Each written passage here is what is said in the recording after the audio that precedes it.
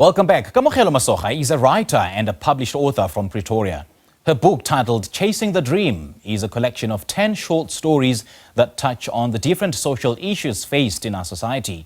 The stories are fictional and based on the challenges ordinary people experience in their everyday lives. Kamogelo describes these as inspiring, eye-opening, motivational and also entertaining. And she joins us now in studio this morning to tell us more. Kamogelo, thanks for joining us. Welcome. Good morning, Sipio. Thank you so much for having me here. Good to have you. It's an absolute pleasure. Talk to us about this book. What inspired you to write these 10 short stories? Okay, so when I was in high school, I used to write essays, right? So as I was busy writing essays, I felt like I enjoyed writing the essays and I had fun writing them. Then I decided to write a few short stories. Then one day, I started reading a book called Nothing But the Truth by Dr. John Kani and Mda. So that book inspired me to want to publish my own book one day. I wanted to see my name on a book one day. I wanted to hold my own book, and then I wanted people to read my book. So you've chased this dream and you found your dream. Look at this, your name on the book. I have. Wow. And I'm so proud of myself. What pushed you to chase your dream, to follow your dream and make sure that you found your dream? Wow. I think go golela magaeng go ntirile gore ga ke bona, for example, ke bona gore John Kane le Mda ba ngwele book and ke batho ba bantsi gape like ge ke le gae ke feeling like I ke na the opportunity tse dintsi. I'm not exposed to a lot of things, so ke ba bona gore ke batho ba bantsi ba ngwele book ka feel gore le nna I can do it. It also motivated me gore le nna as a black person, as a black lady, I can do it also. Right. And I did mention in the intro that these short stories are influenced by different issues faced by different South Africans on a daily basis. So what really influenced these themes? Okay, what influenced those themes are the things that I've seen and heard about. Okay. I can say only one story in the book was influenced by my own experience. It's called Betrayal. So in the story is about friendship. A young lady was betrayed by her friend, which is something that I've also experienced in my life, and I believe others have experienced it too. Yeah. So there's a personal touch in these stories, eh? Yes, there is, yeah. Okay.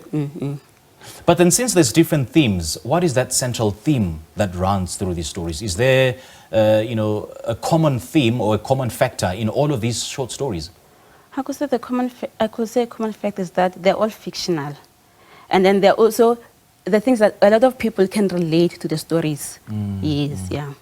Okay, and then the lessons that could be learned through these stories, what are they? So when I wrote that book, I wanted people to understand and know that life is not fair to all of us, that you must not judge people without understanding their situations or hearing their stories. When I wrote that book, I wanted to inspire people. I wanted to motivate them to keep on working on achieving their goals, to keep on chasing their dreams. Yeah. I mean, we keep mentioning 10 short stories. Let's at least talk about one story, yeah? Okay. So there's one story called The Prostitute. Yeah? It's a sad story. It's about a young lady who was sold for prostitution by her own mother when she was 12 years old. So in that story, she shares her journey to a man who was a client, because that man was curious, why are you doing this kind of work? So she was telling the man that this is what happened for me to be able, that's why I'm here today, that's why I'm doing what I'm doing today, because I was sold for prostitution by my own mother. Sure. Yeah. And the biggest lesson in that story? When you see a prostitute, you mustn't judge them.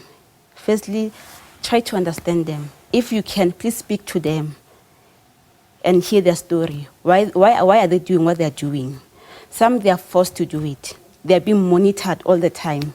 You can see them on the street smiling, only to find out that someone somewhere is watching them secretly. They can't even run away. Yeah. So it's circumstances and difficult circumstances that force them to do what they do. Definitely is. Jeez, man. Yeah.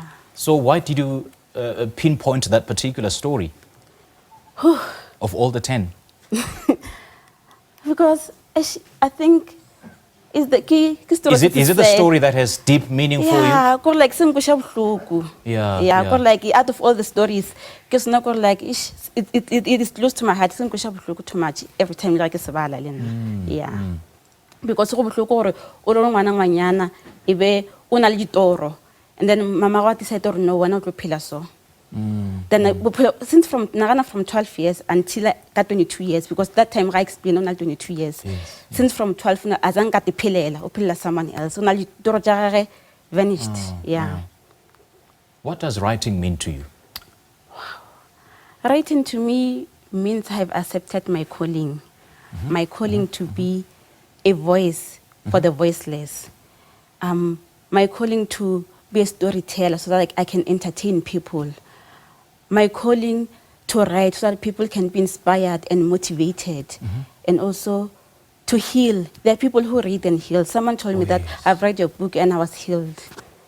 That's the point that I wanted to get at. How can people be helped? You just mentioned that through healing, people get healed by these stories. And who is your target market? Who are you writing these stories for?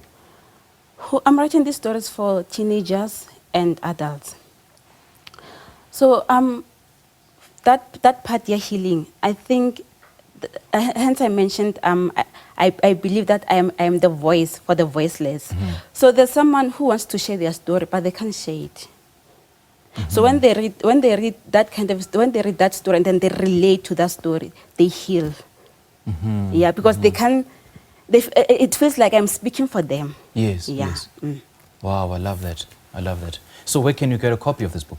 I'm the one selling this book, and then if anyone wants to get a copy, they can just contact me on my social media platforms at Kamo the author.